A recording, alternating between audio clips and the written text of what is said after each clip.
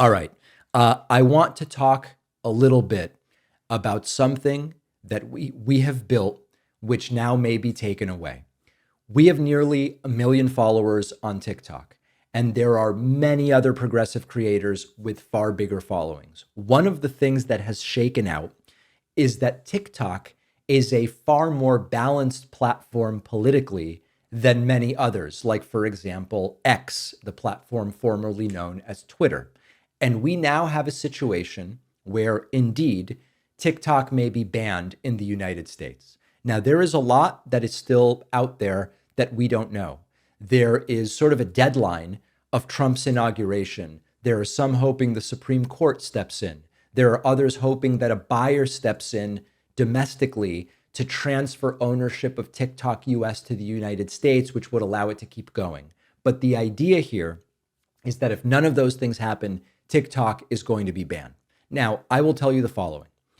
As we've been building our TikTok presence, I knew it might be taken away. We knew that because they've been kind of talking about the potential of banning TikTok for a while now.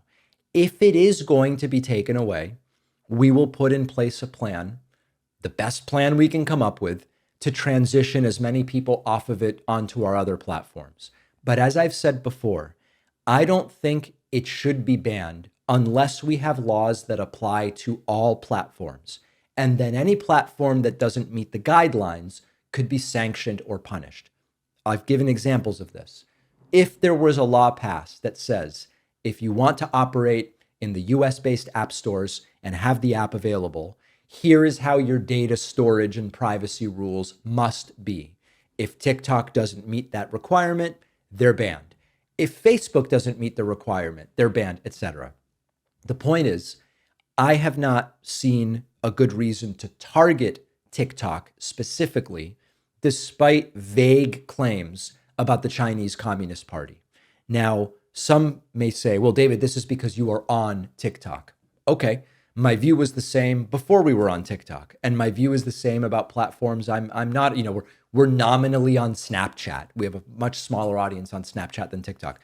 I would be against the same thing if somebody said this about Snapchat. We need a set of rules that can be applied to everybody. Now, to the extent that Trump might save TikTok, I agree with doing it. I don't care who's doing it. As I will explain later this week, objectivity and neutrality are two different concepts. Bias is a third concept. I think that as outlined, the TikTok ban doesn't make sense, especially since it's one of the platforms where the progressive movement is actually holding its own. When I was in DC yesterday, talked to a bunch of other progressive TikTok creators who say, this is a platform that we're actually doing okay on. All of a sudden they want to ban it. Here's what Trump had to say about it. Next month? Who? How do you plan to stop the ban on TikTok next month? We'll take a look at TikTok. I have a warm spot in my heart for TikTok because I won youth by 34 points. And there are those that say that TikTok has something to do with that. Now, Joe Rogan did, and some of the other people that were recommended by my son Barron, he knew names. I said, who is that? Tell me, who's that? Dad, you gotta be kidding. I can't believe you don't know. And I did those interviews, and it was actually sort of cute. Do you want to know the truth? But we did them, and that had an impact. But TikTok had an impact, and all right. So anyway, Trump, as usual, confused. He didn't win young voters by 34 points. He's just constantly confused. But he may try to save the platform, and I think it would be good for the progressive movement. That's my view right now. If there are people in my audience who disagree and who think it would be right for TikTok to be banned, let me know. We've got a great bonus show for you today. We are going to talk about AOC losing a key vote for committee leadership to a Pelosi-backed 74-year-old. We're going to talk about a restaurant that wants to ban people younger than 30. There's an interesting legal question here, and we will discuss it. And police have identified a 15-year-old girl as the shooter in the Wisconsin Christian school shooting. We will discuss that and so much more on today's bonus show. Sign up at joinpacman.com. I will see you then.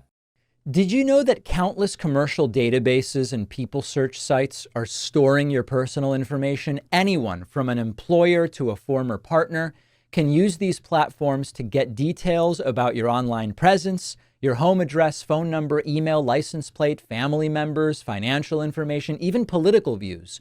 Europe has laws that offer some protection, but in the US, the data is widely accessible. Even the FBI will buy this information from companies to spy on people without a search warrant.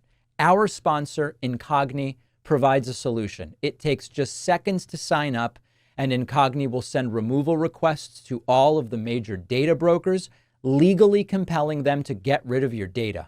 Incogni keeps you informed throughout the process. You'll get real-time updates, who has complied, which ones are still pending. They'll handle follow-ups, they'll handle appeals on your behalf, and this will save you hundreds of hours.